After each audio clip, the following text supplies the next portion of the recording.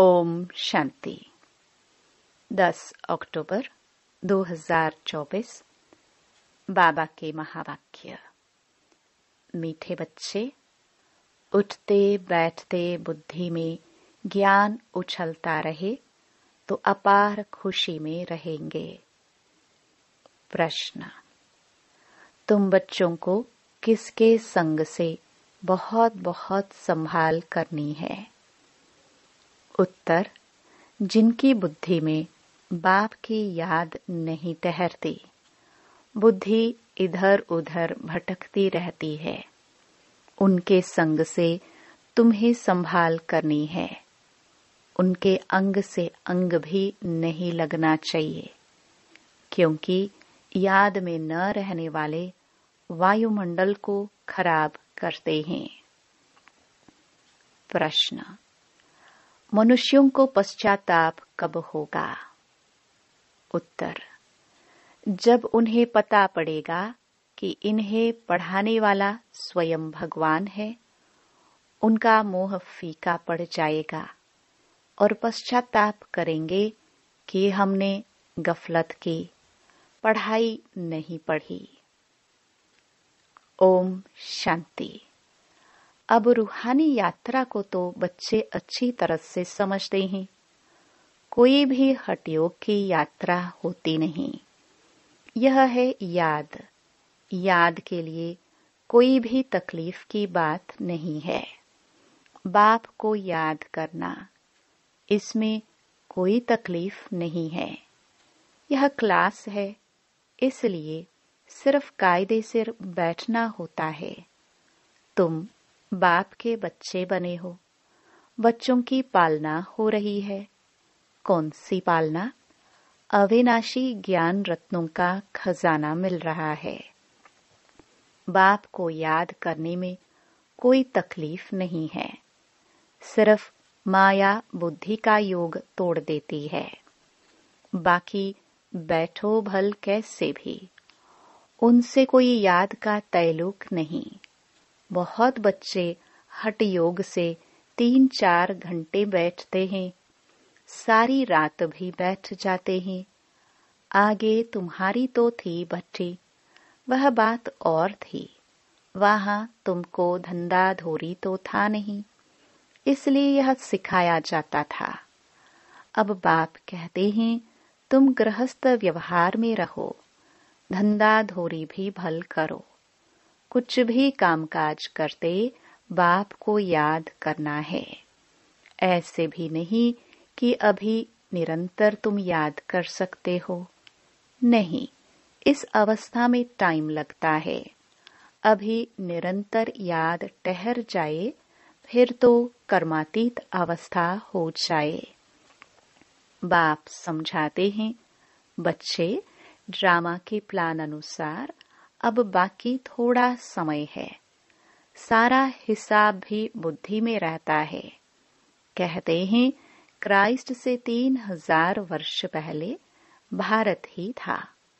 उनको स्वर्ग कहा जाता था। अभी उन्हों के 2000 वर्ष पूरे होते हैं। 5000 वर्ष का हिसाब हो जाता है।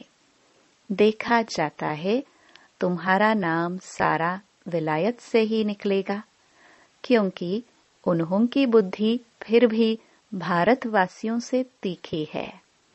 भारत से पीस भी वह मांगते हैं। भारतवासियों ने ही लाखों वर्ष कहकर और सर्वव्यापी का ज्ञान देकर बुद्धि बिगाड़ दी है। तमो प्रधान बन गए हैं। वह इतने तमो प्रधान नहीं बने हैं। उन्हों की बुद्धि तो बड़ी तीखी है। उन्हों का जब आवाज निकलेगा तब भारतवासी जागेंगे, क्योंकि भारतवासी एकदम घोर नींद में सोए हुए हैं। वह थोड़े सोए हुए हैं। उन्हों से आवाज अच्छा निकलेगा। विलायत से आए भी थे कि हमको कोई बतावे पीस कैसे हो सकती है, क्योंकि बाप भी भारत में ही आते हैं। यह बातें तो तुम बच्चे ही बता सकते हो। दुनिया में फिर से वह पीस कब और कैसे होगी? तुम बच्चे तो जानते हो, बरोबर पैराडाइज अथवा हेवन था। नई दुनिया में भारत पैराडाइज था। यह और कोई भी नहीं जानते हैं। मनुष्यों की बुद्धि में यह बात ही बैठ गई है कि ईश्वर सर्वव्यापी है और कल्प की आयु लाखों वर्ष कह दी है। सबसे जास्ती पत्थर बुद्धि यह भारतवासी ही बने हैं। यह गीता शास्त्र आदि सब हैं भक्ति मार्ग के। फिर भी यह सब ऐसे ही बनेंगे। भल ड्रामा को जानते हैं, फिर भी बाप तो पुरुषार्थ कराते हैं। तुम बच्चे जानते हो, विनाश तो जरूर होगा। बाप आए ही हैं नई दुनिया की स्थापना करने। यह तो खुशी की बात है ना। जब कोई बड़ा इम्तिहान पास करते हैं तो अंदर में खुशी होती है ना। हम यह सब पास कर यह देवता जाकर बनेंगे। सारा पढ़ाई पर मदार है। तुम बच्चे जानते हो, बरोबर बाप हमको पढ़ाकर यह बनाते हैं। बरोबर पैराडाइज हेवन था। मनुष्य तो बेचारे बिल्कुल ही मूंझे हुए हैं। बेहद के बाप पास जो ज्ञान है वह तुम बच्चों को दे रहे हैं। बाप की तुम महिमा करते हो। बाबा नॉलेजफुल है, फिर ब्लिसफुल भी है। खजाना भी उनके पास फुल है। तुमको इतना साहूकार कौन बनाता है? यहाँ तुम क्यों आए हो? वर्षा पानी। अगर कोई की तंदुरुस्ती अच्छी है परंतु धन नहीं है तो धन बिगर क्या होगा? वैकुंठ में तो तुम्हारे पास धन रहता है। यहाँ जो जो साहूकार हैं उनको नशा रहता है। हमारे पास इतना धन है। यह कारखाने आदि हैं। शरीर छोड़ा खलास। तुम तो जानते हो, हमको बाबा 21 जन्मों के लिए इतना खजाना दे देते हैं। बाप खुद तो खजाने का मालिक नहीं बनते हैं। तुम बच्चों को मालिक बनाते हैं। यह भी तुम जानते हो। विश्व में शांति तो सिवाय गॉड फादर के कोई स्थापन कर न सके। सबसे फर्स्ट क्लास चित्र है यह त्रिमूर्ति गोले का। इस चक्कर में ही सारा ज्ञान भरा हुआ है। तुम्हारी ऐसी कोई वंडरफुल चीज होगी तब वह समझेंगे इसमें जरूर कोई ऐसा राज है। बच्चे कोई कोई छोटे छोटे खिलौने बनाते हैं। वह बाबा को पसंद नहीं आते। बाबा तो कहते बड़े चित्र लगाओ जो दूर से कोई पढ़कर समझ सके।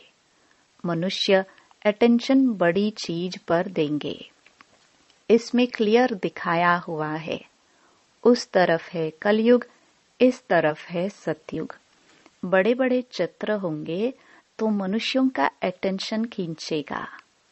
टूरिस्ट भी देखेंगे, समझेंगे भी वह अच्छी तरह से। यह भी जानते हैं क्राइस्ट से 3000 वर्ष पहले स्वर्ग था। बाहर तो ऐसे नहीं जानते। 5000 वर्ष का हिसाब तुम क्लियर समझाते हो तो यह इतना बड़ा बनाना चाहिए जो दूर से देख सके और अक्षर भी पढ़े, जिससे समझे कि दुनिया की अंत तो बरोबर है। बॉम्ब्स तो तैयार होते रहते हैं। नेचुरल कैलामिटीज भी होगी। तुम विनाश का नाम सुनते हो तो अंदर में खुशी बहुत होनी चाहिए, परंतु ज्ञान ही नहीं होगा तो खुशी भी हो ना सके। बाप कहते हैं देह सहित सब कुछ छोड़ अपने को आत्मा समझो। अपनी आत्मा का योग मुझ बाप के साथ लगाओ। यह है मेहनत की बात। पावन बनकर ही पावन दुनिया में आना है। तुम समझते हो हम ही बादशाही लेते हैं, फिर गवाते हैं। यह तो बहुत सहज है। उठते बैठते चलते अंदर में टपकना चाहिए। जैसे बाबा के पास ज्ञान है ना, बाप आए ही हैं पढ़ाकर देवता बनाने, तो इतनी अथाह खुशी बच्चों को रहनी चाहिए ना। अपने से पूछो, इतनी अथाह खुशी है? बाप को इतना याद करते हैं। चक्कर की भी सारी नॉलेज बुद्धि में है, तो इतनी खुशी रहनी चाहिए। बाप कहते हैं, मुझे याद करो और बिल्कुल खुशी में रहो। तुमको पढ़ाने वाला देखो कौन है। जब सबको मालूम पड़ेगा तो सबका मोह ही फीका हो जाएगा। परंतु अभी उन्हों के समझने में थोड़ी देरी है। अभी देवता धर्म के इतने मेंबर्स तो बने नहीं हैं। सारी राजाई स्थापन हुई नहीं है। कितने ढेर मनुष्यों को बाप का पैगाम देना है। बेहद का बाप फिर से हमको स्वर्ग की बादशाही दे रहे हैं। तुम भी उस बाप को याद करो। बेहद का बाप तो जरूर बेहद का सुख देंगे ना। बच्चों के अंदर में तो अथाह ज्ञान की खुशी होनी चाहिए, और जितना बाप को याद करते रहेंगे तो आत्मा पवित्र बनती जाएगी। ड्रामा के प्लान अनुसार तुम बच्चे जितना सर्विस कर प्रजा बनाते हो, तो जिनका कल्याण होता है उन्हों की फिर आशीर्वाद भी मिल जाती है। गरीबों की सर्विस करते हो, निमंत्रण देते रहो। ट्रेन में भी तुम बहुत सर्विस कर सकते हो। इतने छोटे बैच में ही कितनी नॉलेज भरी हुई है। सारी पढ़ाई का तंत्र इसमें है। बैचेस तो बहुत अच्छे अच्छे ढेर बनाने चाहिए, जो किसको सौगात भी दे सके। कोई को भी समझाना तो बहुत सहज है। सिर्फ शिव बाबा को याद करो। शिव बाबा से ही वर्षा मिलता है, तो बाप और बाप का वर्षा स्वर्ग की बादशाही कृष्णपुरी को याद करो। मनुष्यों की मत तो कितनी मुंझी हुई है, कुछ भी समझते नहीं हैं। विकार के लिए कितना तंग करते हैं, काम के पिछाड़ी कितना मरते हैं। कोई बात ही समझते नहीं। सबकी बुद्धि बिल्कुल चट हो गई है। बाप को जानते ही नहीं। यह भी ड्रामा में नोंद है। सबकी मेंटल खलास हो गई है। मानसिक शक्ति खत्म हो गई है। बाप कहते हैं, बच्चों तुम पवित्र बनो तो ऐसे स्वर्ग के मालिक बन जाएंगे। परंतु समझते ही नहीं। आत्मा की ताकत सारी निकल गई है। कितना समझाते हैं, फिर भी पुरुषार्थ करना और कराना है। पुरुषार्थ में थकना नहीं है। हार्ट फेल भी नहीं होना है। इतनी मेहनत की, भाषण से एक भी नहीं निकला। लेकिन तुमने जो सुनाया, उसे जिसने भी सुना उस पर छाप तो लग गई। पिछाड़ी में सब जानेंगे जरूर। तुम बीके की अताह महिमा निकलने वाली है। परंतु एक्टिविटी देखते हैं तो जैसे एकदम बेसमझी की। कोई रिगार्ड ही नहीं, पूरी पहचान नहीं। बुद्धि बाहर भटकती रहती है। बाप को याद करे तो मदद भी मिले। बाप को याद करते नहीं तो गोया वह पतित हैं। तुम बनते हो पावन। जो बाप को याद नहीं करते हैं तो उन्हों की बुद्धि जरूर कहाँ न कहाँ भटकती रहती है। तो उनके साथ अंग अंग से नहीं मिलना चाहिए, क्योंकि याद में न रहने के कारण वह वायुमंडल को खराब कर देते हैं। पवित्र और अपवित्र इकट्ठे हो न सके। इसलिए बाप पुरानी सृष्टि को खलास कर देते हैं। दिन प्रतिदिन कायदे भी सख्त निकलते जाएंगे। बाप को याद नहीं करते हैं तो फायदे के बदले और ही नुकसान करते हैं। पवित्रता का सारा मदार याद पर है। एक जगह बैठने की बात नहीं है। यहाँ इकट्ठा बैठने से तो अलग अलग पहाड़ी पर जाकर बैठे वह अच्छा है। जो याद नहीं करते हैं वह हैं पतित। उनका तो संग भी नहीं करना चाहिए। चलन से भी मालूम पड़ता है।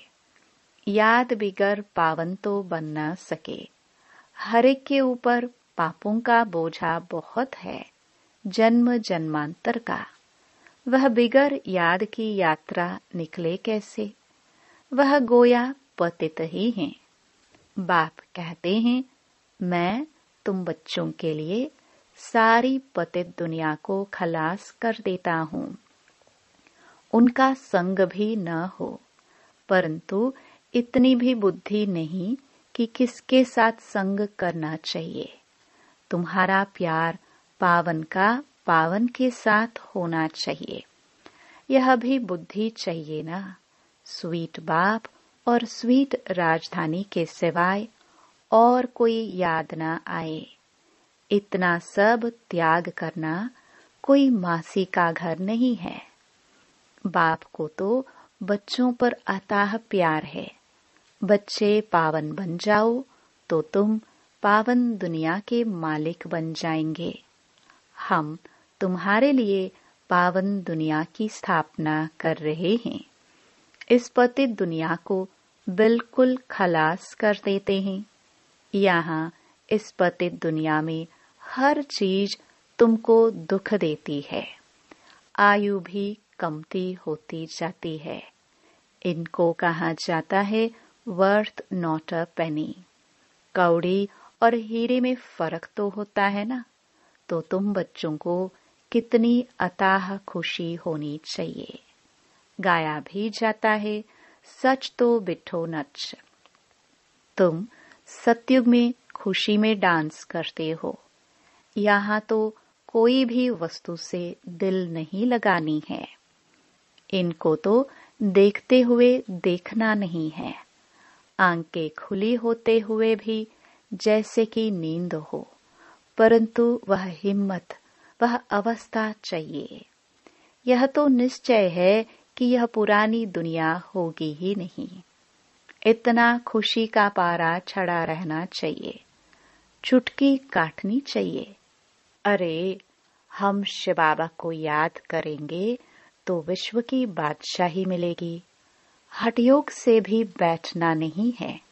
खाते पीते काम करते बाप को याद करो।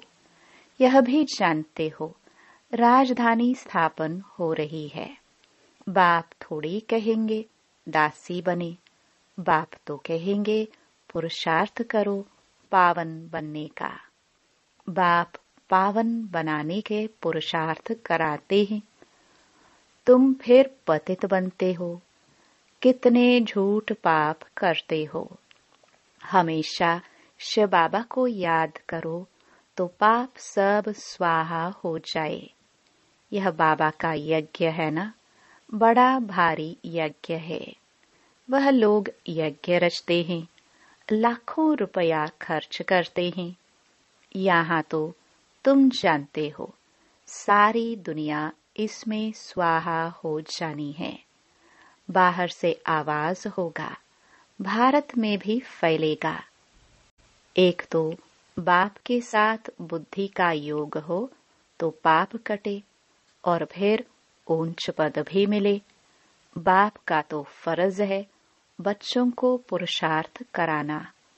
लौकिक बाप तो बच्चों की सेवा करते हैं, सेवा लेते भी हैं।